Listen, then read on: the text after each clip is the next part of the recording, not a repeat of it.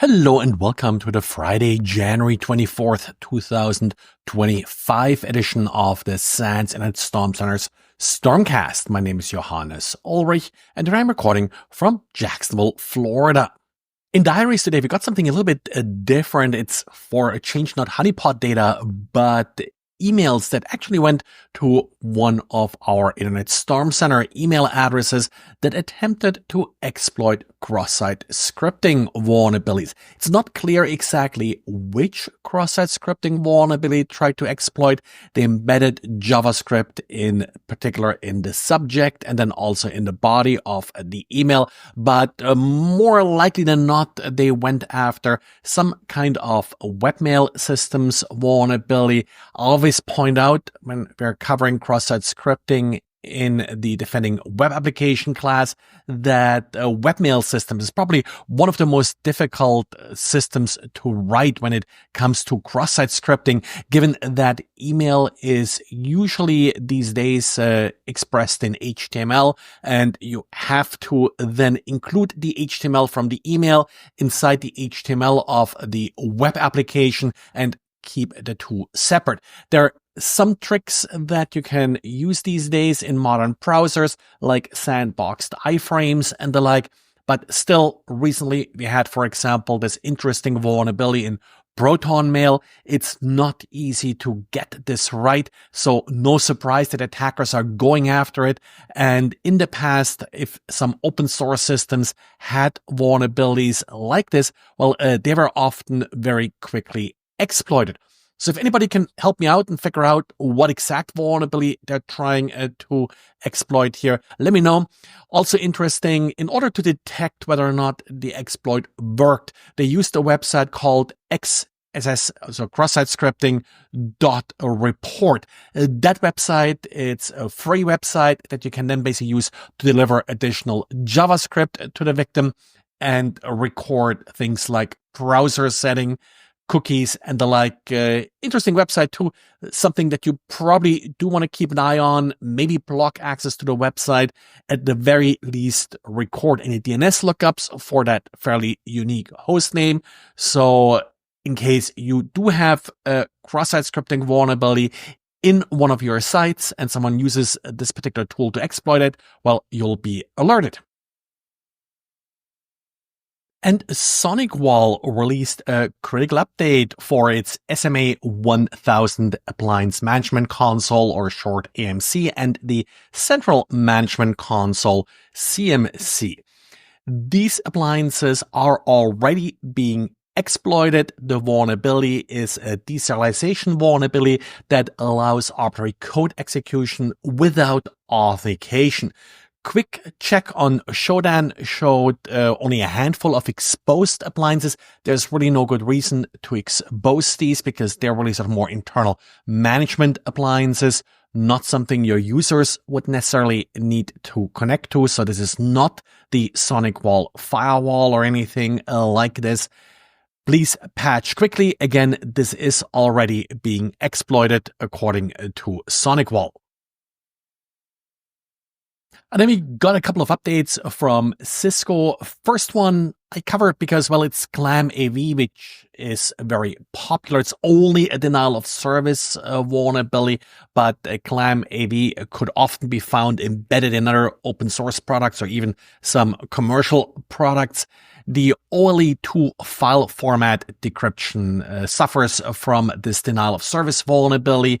And of course, as you probably have heard me mention a few times, OLE, that file format is still important and something that anti-malware tools have to parse. So definitely try to patch this vulnerability. Next, we do have a critical vulnerability. This one affects the Cisco meeting management REST API. This is a privilege escalation vulnerability, but Cisco still rates it as critical. So definitely make sure that you get this addressed.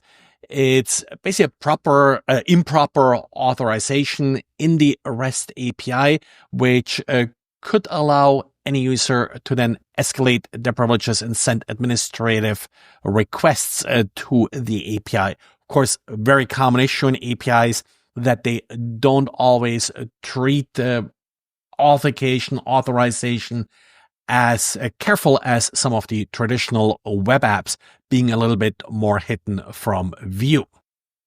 Hello, it's Friday again, and I have yet another SANS.edu student with me here, Anthony. Anthony, could you introduce yourself, please? Hi there. Yeah, my name's Anthony Russo. I'm joining y'all. I'm actually currently working for Atlassian. I'm our US team lead for the security operations team. So, pleasure to be here. Trying to keep developers safe there as well. Your developers always close to my heart. Can you talk a little bit about your research paper? Like, what is it about? Yeah, sure. I mean, I think it goes without saying that AI has been a big talk for cybersecurity as of late, especially with the recent rollout of ChatGPT and all the ways that AI has kind of seemed to make its way into our world. And so I, as a security operations person, have been particularly interested to see how we can incorporate that into our work. And one of the big things that we utilize for our team is a SOAR platform, which is just a way to make fairly straightforward automations without having to, write full blown applications or getting in depth software engineering. So what I found that was ChatGPT, and particularly the ChatGPT, the custom ChatGPTs and the abilities to connect it to APIs, provided us a pretty intuitive and useful way to make automations, as opposed to having to manually do this with SOAR platforms. So that's primarily the focus of my paper, to explore that and to see what these LLMs are capable of doing. Yeah, that I thought was a real great sort of use of LLMs. And SOAR has been sort of a big thing, I would say, like 3-4 years ago, when people sort of first discovered it. And it's a fairly intuitive thing. Hey, we have the same instance over and over. Let's automate what we're doing. But I think has gotten, like with a lot of these technologies, people got a little bit disappointed by it. That it's so much work to set it up and get these automations working reliably. Do you find that these ChatGPTs or LLMs made this not just faster, but also led to some better result? Yeah, definitely. I mean, I don't think that we are in a state where they're perfectly um, Yeah. right every time. It's not the silver bullet, but with SOARs, I mean, it's similar to writing code, right? And you have to account for many different factors. So if, let's say, we were writing a SOAR play to handle phishing, we write it to handle a certain set of headers in a certain format. And then let's say somebody uses a different email platform that changes the headers. Well, then we now have to go back and change and account for that.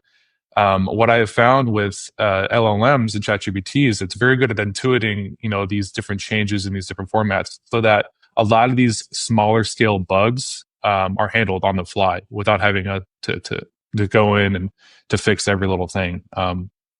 So yeah, definitely think it's been great for that point. Yeah, I use a lot like Copilot and such for coding, and I think I have a similar experience where the prompts that some people sort of show as a demo, I think, are overselling it a little bit, where it says, well, write the next great iOS game, and it writes the game for you. Yeah. That may work, but that's not really sort of how it works. It sort of helps a somewhat skilled developer to really code faster. And that's sort of what you found with the SOAR application Yeah. too. Yeah. Exactly. Yeah. It's kind of like just that added benefit. It really leads the way for you, and as opposed to you having to, go and search Stack Overflow. A lot of the Right. answers are already there, presented to you real time. Yeah. And I think that comparison is good. I actually did a little experiment a while ago where I sort of compared Copilot to just Googling for the result. And yeah, it's faster. In some cases, you actually end up with verbatim the same solution. Uh, ChatGPT or Copilot that I used in that case was actually a little bit more secure. I think it had one security vulnerability less than I got Yep. just from Stack Overflow. Now, with these source scripts, anything that just didn't work, or where it sort of could have potentially caused damage if you just would have used it blindly? Yeah, I mean, I think you can't be 100% reliant on these for Like you can't just write an automation with ChatGPT and just say handle all of my security operations triage, right? You need to be specific and you need to compartmentalize it as much as you can. So maybe you have a custom LLM handling phishing specific use cases, and you have prompts specifically set up to handle those type of events. And that way you can avoid having any of these, what we're calling hallucinations for LLMs to, just kind of go off and completely miss the mark, which is definitely capable of happening. So that's one way I've found to help reduce any sort of issues. But yeah, I mean, if you really were just to throw it at it like a broad sense, I think it's pretty inconsistent. Which I mean would be right for many things. Like if you can't just throw it at a SOAR play, you'd have to write a SOAR, automation to handle it. So in that sense, I don't think it's a bad thing. But yeah, like I was mentioning earlier, I don't think it's perfect in any other sense. It still has its quirks. Yeah. And I've seen people compare it to outsourcing software development, where a lot of it depends on getting the specifications right, and similar here. Oh yeah, that's a good prompt kind of. Yeah, that's a good metaphor. Yeah, yeah. Because even if you have skilled developers, if they don't know what you really want to do, then you end up with bad code usually. And you just have to explain it to ChatGPT what you actually want. Yeah, and the benefit. Sorry. Not to cut you off, but I think the benefit with ChatGPT is you get that real time response, right? Where it doesn't do something right, and then so you go back and you just modify that prompt a bit, or you tell it, oh, I didn't like that, and then it alters itself. How do you test those scripts, whether or not they're actually working? You have some test cases that you run them against, or just try them out and see what happens? Yeah, in my paper, I used phishing and malware as two of the main test use cases. Fortunately for us, we live in a world where a lot of this stuff is on the internet, so you can find many sources of samples of phishing cases. There's a lot on GitHub where you can just find emails and then throw that at your LLM and see how it handles those. And same thing for malware. You can find many different examples of malware. So yeah, that's kind of the way I approached it, was using a lot of that open source data that was available to us to run it through these cases and then see how it performed. Yeah, great. And are you using this now in your day-to-day work? Yeah, I will say we aren't using ChatGPT directly. We are using a SOAR platform internally that does have integrations to LLMs, but we are hosting them locally. And a lot of that has to do with privacy concerns.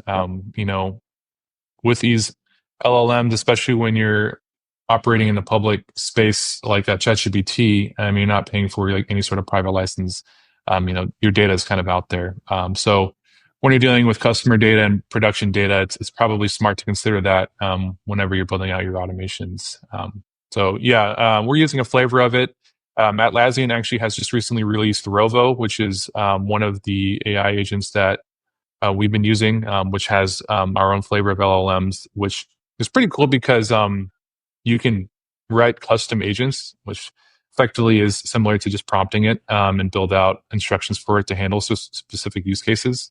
And so that's been one of the ways we've been using it, dogfooding our own work, our own product. So, yeah. Yeah, excellent. There will be a link to the paper in the show notes. Any final word? Anything people should look particular for in the paper? No, yeah. I would just like to take a moment to say thank you for having me on here. I love the show and just love how consistently you have been uploading and providing information to the community. It's been great to be on here. If you have any feedback or thoughts, you can find me on LinkedIn and just shout out the paper, and I'd love to have a back and forth with you. Well, and that's it for today. Thanks for listening. By the way, if anybody's interested in any classes I teach, I'll be teaching in Baltimore in March, our intrusion detection class, SEC 503. Link is always below the show notes for any upcoming classes I teach. Thanks, and talk to you again on Monday. Bye.